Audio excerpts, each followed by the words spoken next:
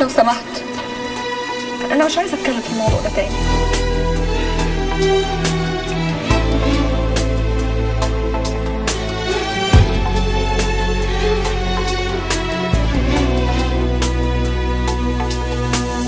اديتك من عمري كتير وما حسيتش، صوابعي ل10 شموع مرضتش. اعمل ايه علشانك تاني؟ قول بأمانة. اديتك من عمري كتير وما حسيتش، جبت صوابعي ل10 شموع مرضتش. علشانك تاني قول بأمانة. أمانة من غيرك أنا مش تعبانة، بزعل أوقات وكتير قوي مش زعلانة. مش زعلانة، هستناك ليه لو مش راجع؟ هتعب على ايه؟ ما انت البايع. تبعد هبعد، ما هي كده كده خسرانة.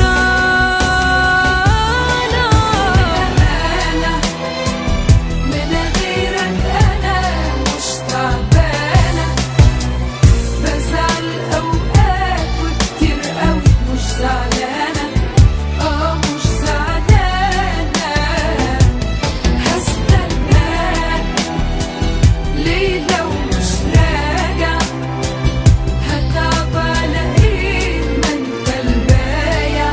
تبعد هبعد، ما هي كده كده خسرانة.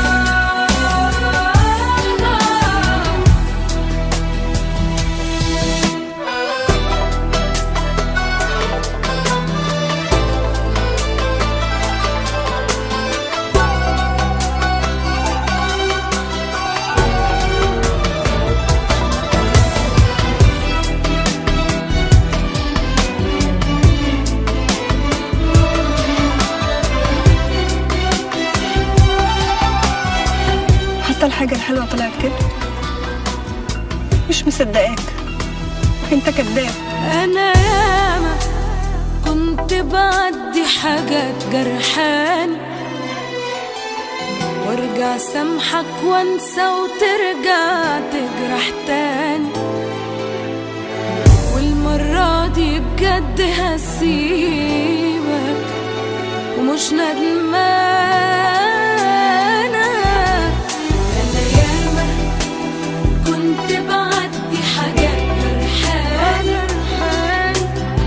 وارجع سامحك وانسى وترجع تجرح تاني. والمرة دي بجد هسيبك ومش ندمان.